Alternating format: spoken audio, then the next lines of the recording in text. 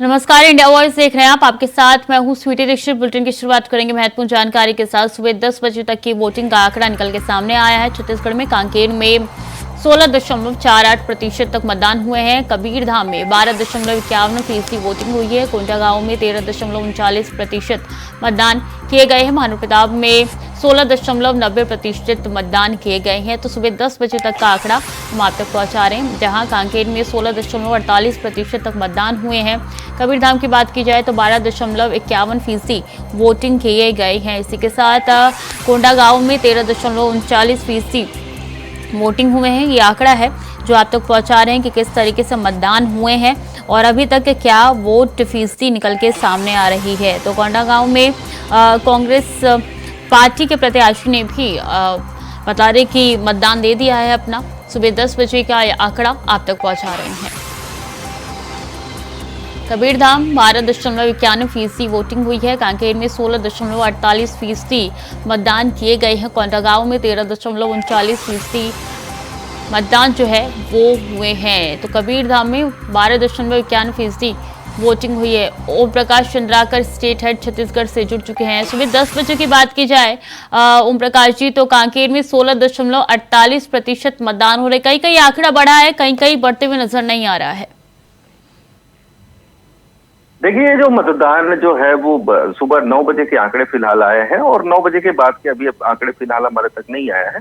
तो देखा जाए तो 9 बजे तक के आंकड़ों से यही नजर आता है कि कुछ जगहों पे अच्छा मतदान का प्रतिशत रहा है। जिस तरह से उत्तर बस्तर कांकेर की यदि बात की जाए तो 16.48% मतदान 9 बजे तक की स्थिति में हो गया था। वहीं कवर्धा में 12.51% का मतदान हो चुका है। कोंडागांव में 13.39% का मतदान हो चुका है। अगर दूसरी तरफ अगर देखा जाए तो सुकमा जैसा जिला है, दूर नक्सल इलाका है, जहां लाल आतंक का साया है, वहां पर 4% मतदान सुबह 9 बजे तक की स्थिति में हुए हैं। वही बात अगर बीजापुर की जाए तो बीजापुर में भी 4.50%। बीजापुर को भी हम कह सकते हैं कि दूर नक्सल इलाका है और वहां पर नक्सली आतंक का साया मौजूद है। तो जाहिर तौर पे वहां मतदान का प्रतिशत फिलहाल सुबह के वक्त में कम रहा है, लेकिन जिस तरह से पुलिस बल तैनात किए गए हैं, वहां पे सुरक्षा बल के जवान मुस्तैद नजर आ रहे हैं। तो जाहिर तौर पे लोगों के बीच में एक विश्वास बढ़ रहा है कि हमारी सुरक्षा के लिए पुलिस के जवान या फिर सीआरपीएफ बल या फिर बीएसएफ के जवान मौजूद है। तो जाहिर तौर पे ये आंकड़ा जो है वो दोपहर तक की स्थिति में या फिर दोपहर के बाद तक की स्थिति में काफी बढ़ सकता है, क्योंकि जिस तरह से रुझान देखा जा रहा है उन इलाकों में लोग घर से निकल रहे हैं क्योंकि उन्हें अपना वोटर मत का प्रयोग करना है और अपने मताधिकार का प्रयोग करना है। जाहिर तौर पे ये आंकड़ा जो है आने वाले समय में और बढ़ने की संभावना जताई जा रही है। जिस तरह से प्रशासन भी यही बात कह रहा है कि लोगों में जागरूकता बढ़ी है मतदान के प्रति, क्योंकि देखा जाए तो जो बस्तर का जो इलाका है, खास तौर पे अगर हम बात करें सुकमा और बीजापुर, बस्तर, नारायणपुर और दंतेवाड़ा जैसा इलाका है, वो काफी सेंसिटिव इलाके माने जाते हैं नक्सल मामलों को लेकर। तो जाहिर तौर पे यहाँ पे मतदान का प्रतिशत फिलहाल कम तो देखा गया है, लेकिन ये नहीं कह सकते कि जिस तरह से पिछली बार जो हुआ था पिछली बार चुनाव में ये आंकड़ा कम था इससे भी। तो संभावना यही व्यक्त की जा रही है कि इस बार मतदान का प्रतिशत जो है और ज्यादा बढ़ सकता है। तो खाली पुरुष पहुंच रहे हैं या सुबह सवेरे महिलाएं भी पहुंच रही है अपना योगदान देने के लिए? देखिए, सब मतदान केंद्रों में सभी तरह के लोग हैं, चाहे हम विकलांग की बात की जाए या फिर कुछ जगहों पे जो ट्रांसजेंडर है वो भी मतदान के लिए पहुंचे हैं। तो बुजुर्ग है काफी संख्या में, महिलाएं भी काफी संख्या में मतदान केंद्रों तक पहुंच रही है। तो ये एक तरह से एक जागरूकता का परिचायक हम इसे कह सकते हैं कि जिस तरह से लोग अब खुद से वोटिंग केंद्रों पे जाके अपने मत का प्रयोग करने के लिए जिस तरह से उत्साह दिखा रहे हैं, इससे हम यही जाहिर कर सकते हैं कि आने वाला जो समय है लोगों में जागरूकता का समय है और लोग बड़ी संख्या में अपने मताधिकार का प्रयोग करके अपने पसंद की सत्ता चुनने का अधिकार रखते हैं। जी, एक बार मतदान एक जगह हो रहे हैं और दूसरी जगह देखिए कि वार पलटवार का दौर भी शुरू हो चुका है। ऐसे में भाजपा के प्रदेश महामंत्री उन्होंने बघेल सरकार पर निशाना साधा है और उन्होंने कहा है कि बघेल सरकार जनता को बेवकूफ बना रही है, यानी कि आज के दिन भी बख्शा नहीं जा रहा है। देखिए स्वीटी, जाहिर तौर पे हम यही कह सकते हैं कि दोनों ही दल, चाहे हम अगर छत्तीसगढ़ के प्रमुख दो दलों की बात की जाए, और भाजपा और कांग्रेस के बीच ही मुकाबला है, क्योंकि छोटे दल जो है वो तो या तो वोट काटेंगे या फिर जो चुनाव का जो परिणाम है उसको प्रभावित कर सकते हैं। लेकिन अगर दो दलों की हम बात करें तो दोनों दलों के बीच में वार पलटवार का दौर शुरू हो चुका है। और आज ही नहीं, इससे पहले भी अगर पॉलिटिकल सिनेरियो की बात करें तो जाहिर तौर पे दोनों ही दल एक दूसरों पे छींटाकशी और लगातार बड़े बड़े आरोप लगाते रहे हैं। लगातार कोशिश में यही दोनों दल कर रहे हैं कि सत्ता हमारे पास रहे। एक दल कोशिश कर रहा है कि हमारे पास सत्ता रहे, दूसरा दल ये कह रहा है कि हमारे पास जो 15 साल की जो शासन काल है उसके बाद हमने जो सत्ता खोई है वो सत्ता हम फिर से हासिल करें। तो जाहिर तौर पे दोनों ही दलों के बीच में हर मुद्दे को लेकर, हर तथ्यों को लेकर आर पार का जंग जो कह सकते हैं, चुनावी जंग, वो शुरू हो चुका है। जी बिल्कुल, ओम प्रकाश जी बने रहिए हमारे साथ, अगली खबर में भी आपका रुख करेंगे। तो कहते हैं जो बस्तर जी गया छत्तीसगढ़ में उसकी ही सरकार बन गई। अभी बस्तर की सभी सीटें कांग्रेस के पास है, लेकिन इसका इतिहास क्या था चलिए आपको बताते हैं और इसके जरिए हम आपको समझाएंगे भी। देखिए, बस्तर संभाग की 12, राजनांदगांव की 8 सीटों पर मतदान हो रही है। और ऐसे में अगर इतिहास खंगाला जाए तो इतिहास यही बताती है कि यहाँ पे किस तरीके से मतदान हुए, किस क्षेत्र में किसका दबदबा था। 20 सीटें राजनीतिक दलों के लिए सत्ता की सीढ़ी बनेगी। ये जो 20 सीटें हैं राजनीतिक दलों के लिए सत्ता की सीढ़ी का काम करेगी। कांग्रेस बीजेपी दोनों कर रही है इन सीटों पर फोकस। दोनों पार्टी के तमाम नेता इन सीटों पर फोकस कर रहे हैं और पुरजोर कोशिश जो है इन्हीं सीटों पे की जा रही है जीतने की, सत्ता हासिल करने से। 1951 आजादी के बाद हुआ था पहला चुनाव। ध्यान दीजिएगा, 1951 आजादी के बाद पहला चुनाव हुआ था और बस्तर संभाग के उस समय 8 सीटें होती थी। 1951 के बाद जो पहला चुनाव हुआ था उस समय जो मौजूदा सीटें थी वो 8 थी बस्तर संभाग की। 6 सीटों पर जीते थे निर्दलीय उम्मीदवार। 8 में से 6 सीटों पर निर्दलीय उम्मीदवार ने जीत हासिल की थी। बाकी की दो सीटें थी वो कांग्रेस के खेमे में गई थी और वो सीटें थी बीजापुर, नारायणपुर। यानी कि बीजापुर और नारायणपुर पर कांग्रेस ने जीत दर्ज की थी।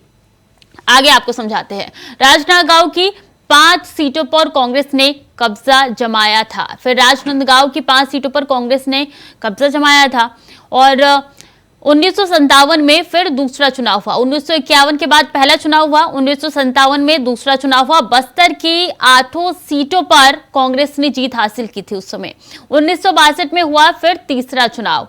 फिर बस्तर का समीकरण ही पूरी तरीके से बदल गया ये तीसरे चुनाव में।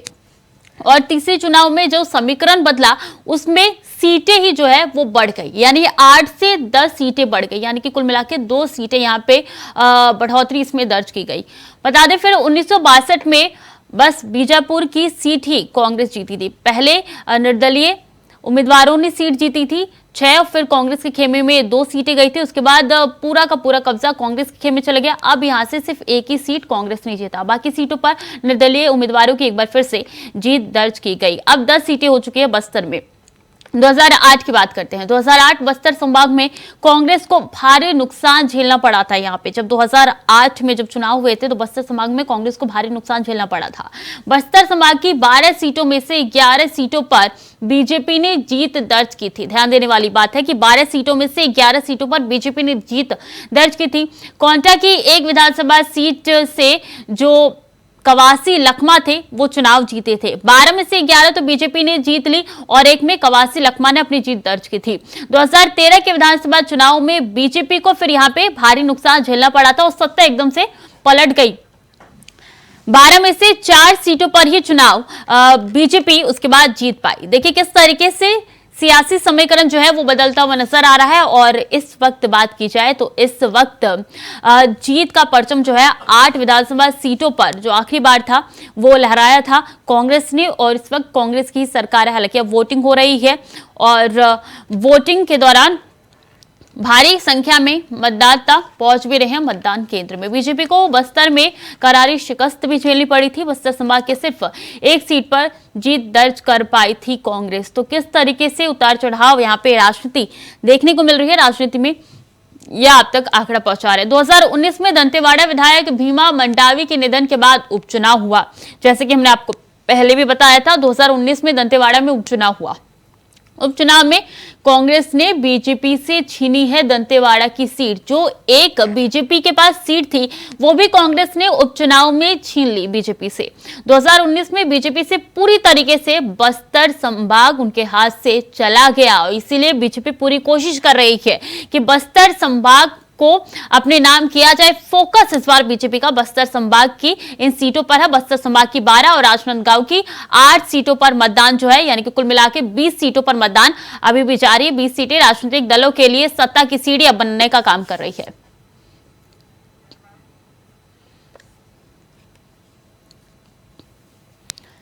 तो कांग्रेस बीजेपी दोनों कर रही है इन सीटों पर फोकस। बस्तर संभाग और राजनांदगांव की 8 सीटों पर जो है इस बार वोटिंग हो रही है। कुल मिलाकर 20 सीटों पर वोटिंग चल रही है। तमाम अपडेट हम आप तक पहुंचा रहे हैं, पल पल की जानकारी भी आप तक को दे रहे हैं कि किस तरीके से सीटें कितनी अहम है।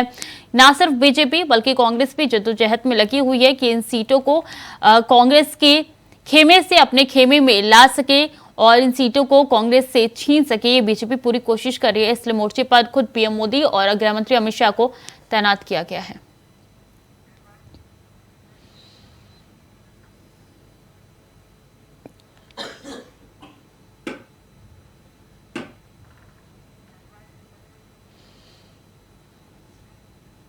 चुनाव हो रहे हैं। चुनाव में कई दिग्गजों की साख जो है वो दांव पर लगी हुई है। चुनावी रण में मंत्री मोहम्मद अकबर, कवासी लखमा दांव पर है और मोहन मरकाम और दीपक बैज के भी इस बार जो पहले चरण का चुनाव हो रहे हैं इन पे उनकी साख दांव पे लगी हुई है।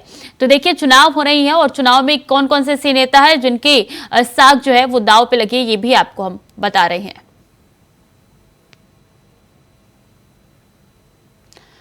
तो देखिए छत्तीसगढ़ में पहले चरण का चुनाव हो रहा है और दांव पर मोहन मरकाम है, दीपक बैज है और पूर्व सीएम रमन सिंह का भविष्य भी दांव पर लगा हुआ है। और बता रहे हैं कि रमन सिंह जो कि बीजेपी के खेमे से है, मोहन मरकाम कांग्रेस के खेमे से, दीपक बैज कांग्रेस के खेमे से, जिनको पूरी कमान भी इस बार सौंप दी गई है कांग्रेस की ओर से। कवासी लखमा भी इस बार उनकी सीट जो है वो दांव पे लगी हुई है। तो देखिए ये जो ग्राफिक्स है इनके माध्यम से हम आपको बता रहे हैं कि कौन कौन से ऐसे दिग्गज है जिनकी दांव जो है वो साख पे लगी हुई है। कांग्रेस के खेमे से मोहम्मद अकबर भी है, गिरीश देवांगन भी है, संतराम नेताम कांग्रेस के खेमे से ही है। बीजेपी की बात की जाए तो केदार का नाम भी निकल के सामने आ रहा है।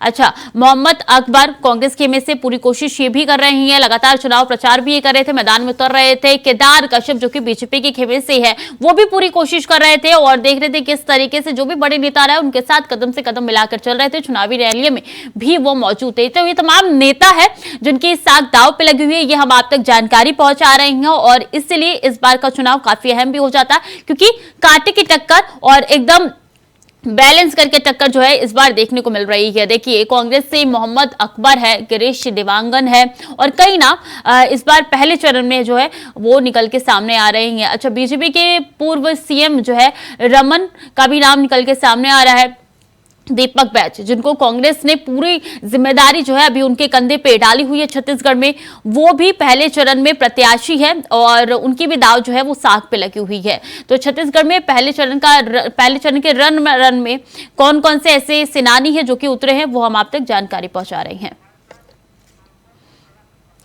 ओम प्रकाश चंद्राकर जी लगातार हमारे साथ बने हुए हैं। ओम प्रकाश, देखिए इस बार कई ऐसे दिग्गज हैं जिनकी दाव साख पे लगी हुई है। इसमें दीपक बैज भी है जिन पर पूरा भरोसा कांग्रेस ने इस बार जताया। पूरी उनको जो भी कमान है वो दे दी गई है चुनाव की। देखिए स्वीटी, यदि दिग्गजों की बात की जाए तो छत्तीसगढ़ में दोनों ही दलों के दिग्गज जो है पहले फेज के चुनाव में वो उनका जो भविष्य है वो दांव पर लगा हुआ है। यदि हम बात करें पूर्व पीसीसी चीफ मोहन मरकाम की, वो भी चुनाव लड़ रहे हैं। इसके अलावा दीपक बैज जो वर्तमान पीसीसी चीफ है वो चुनाव लड़ रहे हैं। साथ ही पूर्व मुख्यमंत्री जो 15 साल सत्ता पे काबिज रहे डॉक्टर रमन सिंह, वो भी राजनांदगांव से चुनाव लड़ रहे हैं। तो और प्रदेश के जो मंत्री हैं परिवहन और वन मंत्री है मोहम्मद अकबर, वो कवर्धा से चुनाव लड़ रहे हैं। तो जाहिर तौर पे पहले फेस में ही कई दिग्गज जो है, दर्जन भर जो दिग्गज है, उनका जो राजनीतिक भविष्य है इस चुनाव में ताक में रखा हुआ है। तो दोनों ही दल यही चाहती है कि छत्तीसगढ़ के अंदर उनकी सरकार बने और वो एक बार फिर से सत्ता में काबिज हो। जी बिल्कुल, और इस बार कांटे की टक्कर भी नजर आ रही है ओपीजी।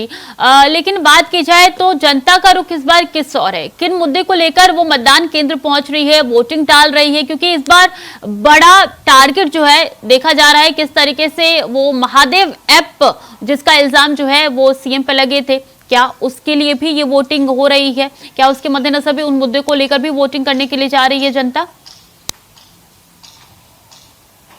स्वीटी, जरूर हम ये कह सकते हैं कि इस बार जो चुनाव होने हैं वो काफी मुद्दों को लेकर चुनाव होने हैं। जिस तरह से किसान और धान को लेकर चुनाव हुए हैं, लगातार दोनों ही दल इस कोशिश में लगे रहे कि किसानों को किस तरह से खुश किया जाए।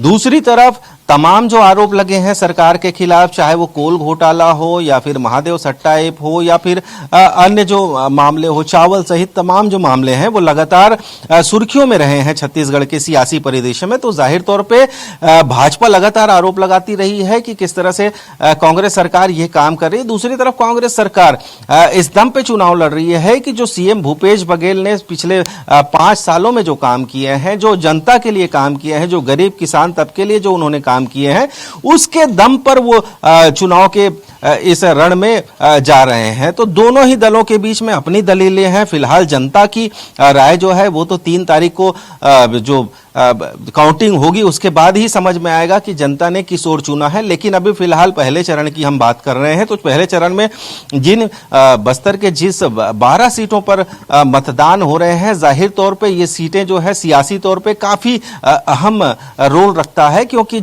अगर इस बस्तर को सत्ता की सीढ़ी कहना भी यहाँ गलत नहीं होगा, क्योंकि अभी तक का इतिहास यही रहा है छत्तीसगढ़ बनने के बाद से कि जो बस्तर पे काबिज रहा है उन्होंने ही सत्ता की दहलीज पर कदम रखा है। 12 सीटें हैं। जिस तरह से हमने इससे पहले तो आंकड़े भी दिखाए हैं कि किस किस तरह से परिदृश्य रहा है आजादी के बाद से हमारे जो बस्तर के जो संभाग की जो सीटें हैं उसका क्या राजनीतिक समीकरण रहा है। हमने तमाम जो आंकड़े दिखाए हैं उसी के बेस पे हम यही कह सकते हैं कि बस्तर कभी भी किसी एक पार्टी का नहीं रहा है। बस्तर की जनता का मन बदलता रहता है और वो अपना विकास, अपने लोगों का विकास यही चाहती है बस्तर, और लाल आतंक से छुटकारा पाना चाहती है बस्तर। तो जाहिर तौर पे मुद्दे तमाम होने चाहिए। जो अगर कोई राजनीतिक दल बस्तर में चुनाव लड़ने की कवायद में लगा है तो जाहिर तौर पर उसके पास एक पुख्ता मुद्दा होना चाहिए कि हम किस तरह से उन आदिवासी इलाकों का उद्धार कर सके और उन आदिवासियों के हित में फैसले ले सके। तो इन तमाम मुद्दों को लेकर बस्तर की जनता ये तय करती है कि हम किस पार्टी पे भरोसा करें और कौन से नेता के चेहरे पर हम भरोसा करें। दूसरी तरफ राजनांदगांव की जो 8 सीटें हैं, राजनांदगांव को पूर्व मुख्यमंत्री रमन सिंह का गढ़ कहा जाता है, तो उन सीटों पे भी काफी अहम हो जाता है ये चुनाव, क्योंकि जिस तरह से देखने में आया है कि रमन सिंह सहित कई जो दिग्गज हैं, चाहे भाजपा कांग्रेस से रमन सिंह के खिलाफ गिरीश देवांगन को पार्टी ने उतारा है, तो गिरीश देवांगन जो है काफी रसूख रखते हैं कांग्रेस के अंदर। तो एक कह सकते हैं कि ये चुनाव काफी रोचक होने वाला है। लेकिन फिलहाल जनता के मन में क्या है ये कहना अभी जल्दबाजी होगी, क्योंकि जनता जो है अपने मन का फैसला कर चुकी है और उन्होंने अपनी वोटिंग भी शुरू कर दी है। 1962 के बाद यहाँ पे सियासी उठापटक भी काफी ज्यादा हुए हैं। एक वक्त ऐसा था जब पूरी की पूरी सीटें जो है वो निर्दलीय उम्मीदवारों के हाथ में चली गई, और एक वक्त ऐसा भी रहा जब पूरी की पूरी सीटें बीजेपी के खेमे में थी। यानी कि अभी कुछ भी कहना सही में जल्दबाजी होगी। लेकिन अभी देखिए चुनाव चूंकि नक्सल इलाकों में हो रही है, वहां पे अगर मेन फोकस जो है वो कांग्रेस ने भी काफी ज्यादा किया है, और बीच में उन्होंने अपनी वाहवाही भी की थी, अपने पीठ भी थपथपाया था कि अब जो लोग हैं वो नक्सलवाद को छोड़ के सरेंडर कर रहे हैं और आम जीवन जी रहे हैं। तो उसको लेकर भी क्या फर्क पड़ने वाला है वोटिंग में, चंद्राकर जी?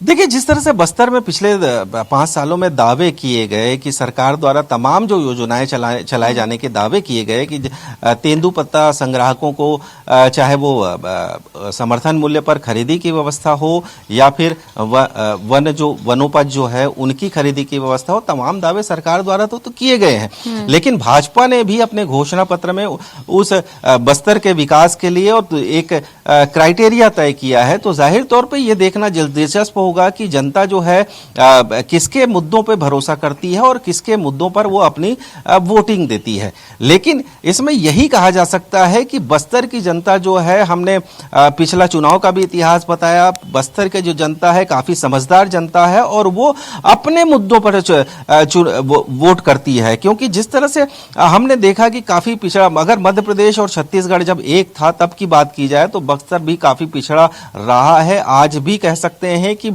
बहुत सारी तब्दीली आई है बस्तर में, बहुत सारे विकास के काम हुए हैं, चाहे वो भाजपा सरकार हो चाहे कांग्रेस सरकार हो। उन्होंने लगातार छत्तीसगढ़ के बाद बस्तर को प्राथमिकता में लिया है और सड़कें बनाई गई है, पुल पुलिया का निर्माण कराया गया है। तो दोनों सरकारों ने ही वाजिब काम किया है। लेकिन आज वर्तमान की स्थिति हम यही कह सकते हैं कि आज जनता को तय करना है कि या तो बस्तर में हम किसे चुने और किसकी सरकार ने हमारे लिए बेहतर काम किया है या कौन सी सरकार जो है वो हमारे लिए आगे चल के बेहतर साबित हो सकती है। जी, जो एक तरफ वोटिंग हो रहा है, दूसरी तरफ देखिए पीएम मोदी भी पहुंच चुके हैं रायगढ़ में चुनावी रैली को संबोधित करने के लिए। इसका असर पड़ेगा वोटर्स पर? देखिए, प्रधानमंत्री नरेंद्र मोदी लगातार छत्तीसगढ़ के दौरे पे है। पूरा फोकस हम ये कह सकते हैं, चाहे प्रधानमंत्री नरेंद्र मोदी हो चाहे अमित शाह हो, वो चाहते हैं कि सत्ता में एक बार फिर वापसी करे भाजपा छत्तीसगढ़ के अंदर। तो जाहिर तौर पे दोनों बड़े बड़े नेताओं के आने का सिलसिला यहाँ जारी हुआ है। जिस तरह से हमने पिछले दिनों देखा कि योगी आदित्यनाथ भी कई दिनों के प्रवास पर छत्तीसगढ़ में थे, जगह जगह उनकी आम सभाएं हुई हैं। असम के मुख्यमंत्री हेमंता बिस्वा जो है वो लगातार यहाँ दौरे पर रहे हैं, लगातार उन्होंने जनसभाओं को संबोधित किया है, रोड शो में गए हैं। वही हाल कांग्रेस का भी रहा है। कांग्रेस भी लगातार बड़े नेताओं की आमदगी छत्तीसगढ़ के अंदर होती रही है और कल प्रियंका गांधी भी छत्तीसगढ़ के दौरे पर हैं। तो जाहिर तौर पे दोनों ही दलों का फोकस छत्तीसगढ़ रहा है और छत्तीसगढ़ की एक तरफ से हम यही कह सकते हैं कि ये जो चुनावी जंग है, एक तरफ अपने सत्ता को बरकरार रखने की कवायद है तो दूसरी तरफ अपने 15 साल की खोई हुई सत्ता को वापस लाने की कोशिश है। जी जी बिल्कुल, वार पलटवार का दौर भी लगातार बना हुआ है चंद्राकर जी। और इस बीच एक और ऐसा गांव है कारी गुंडम, जहां पे 23 साल बाद इलेक्शन हो रहे हैं, जो अपने आप में काफी खास हो जाता है। सुरक्षा के भी पुख्ता इंतजाम क्या यहाँ पे नजर आ रहे हैं? जी बिल्कुल, बस्तर में इस बार की व्यवस्थाएं यदि निर्वाचन आयोग की देखी जाए तो काफी अच्छी मानी जा सकती है, क्योंकि निर्वाचन आयोग ये चाहता है कि उन इलाकों तक पहुंचा जाए जहां पर कभी कोई प्रशासनिक अमला नहीं पहुंचा है और वहां पर चुनाव कराया जाए। पुख्ता के सुरक्षा के पुख्ता इंतजामात वहां पे किए गए हैं। लगातार लोगों को जागरूक किया जा रहा है कि अगर कुछ भी होता है तो हम आपके साथ हैं, आपको कोई भी हानि हम नहीं होने देंगे। निर्वाचन आयोग का यही एकमात्र पॉलिसी रही है कि सभी वोटर जो है वो अपने मताधिकार का प्रयोग करें और अपने पसंद की सत्ता को चुने, अपने पसंद के नेता को चुने, ताकि छत्तीसगढ़ का विकास हो। जी बिल्कुल, अपने पसंद के नेता को चुने। और ऐसे में एक खास नजर जो है वो फर्स्ट वोटर्स पे भी रहती है। क्या फर्स्ट वोटर्स की संख्या आपको तमाम पोलिंग बूथ पे नजर आ रही है? क्या आंकड़ा आपको मिल पा रहा है? क्या बढ़ चढ़कर वो हिस्सा ले रहे हैं वोटिंग प्रक्रिया में? देखो, कुछ कुछ जगहों पे जो पहली बार जो वोट कर रहे हैं वो काफी उत्साह के साथ नजर आ रहे हैं और वो पोलिंग बूथ पे जाकर लाइन लगा के खड़े हैं कि हम पहली बार मतदान दे रहे हैं। उनके चेहरे पे खुशी साफ देखी जा सकती है। दूसरी तरफ इसका उल्टा यदि बात की जाए तो ऐसे बुजुर्ग भी हैं मतदान केंद्रों में जो चलने फिरने में भी सक्षम नहीं है, बावजूद इसके वो अपने मताधिकार को समझते हैं, वो अपने वोटिंग पावर को समझते हैं और यही वजह है कि वो मतदान केंद्रों पे जी। और इसलिए हम पल पल के अपडेट अपनी जनता तक भी पहुंचा रहे हैं कि किस तरीके से वोटिंग हो रही है और क्या फीसदी, क्या आंकड़े निकल के सामने आ रही है। बहुत बहुत शुक्रिया आपका तमाम जानकारियों के लिए। लगातार आपसे अपडेट लेते रहेंगे। चलिए खबरों में आगे बढ़ेंगे। जल जीवन मिशन का लाभ अब प्रदेश के हर एक व्यक्ति तक पहुंच रहा है, जिससे हर कोई खुश है और योगी सरकार का आभार जता रहे हैं। हम आपको बस्ती लेकर चलते हैं, जहां लोग योजना का लाभ पाकर खुशी से झूम रहे हैं। रिपोर्ट देखिए। कहते हैं कि लोग खाए बगैर तो रह भी लेंगे, लेकिन दुनिया के हर जीव को जीने के लिए जल की आवश्यकता होती है। पेड़ पौधों से लेकर जानवर तक हर जीव पानी की उपस्थिति के कारण मौजूद है। इस महत्व को प्रधानमंत्री नरेंद्र मोदी और यूपी के सीएम योगी आदित्यनाथ अच्छे से जानते हैं। लिहाजा सरकार की तरफ से जल जीवन मिशन का आगाज किया गया था। योजना के तहत यूपी में धरातल पर तेजी से काम हो रहा है। बस्ती जिले में योजना के तहत तेजी से काम हो रहा है। जिलाधिकारी की माने तो बस्ती जिले में ओवरहेड टैंक का निर्माण प्रगति पर है। इसको लेकर 3 एजेंसियां काम कर रही हैं। जिले में योजना के तहत 500 पंप हाउस बनाने हैं, जिनको 31 दिसंबर तक पूरा करना है। निर्माण कार्य में तेजी लाने के भी आदेश दिए गए। 55% का जो लक्ष्य के सापेक्ष हमारा जो है functional house hold tap connection से संतृप्त है इस जनपद में। तो हम कोशिश करेंगे ये दिसंबर 31 तक पूरी करने के लिए। हर घर जल होने के बावजूद भी बहुत सारे गांव सर्टिफिकेट्स नहीं दे रहे हैं, तो फिर तो उन सारे गांवों का सूची बना के उन प्रधानों को सचेत कर रहे हैं ताकि वो अपना गांव का सर्टिफिकेशन दिया जाए। वहीं योजना का लाभ मिलने से लोग खुश हैं और सरकार का आभार जता रहे हैं। बहुत अच्छा लग रहा है, अच्छा महसूस भी हो रहा है।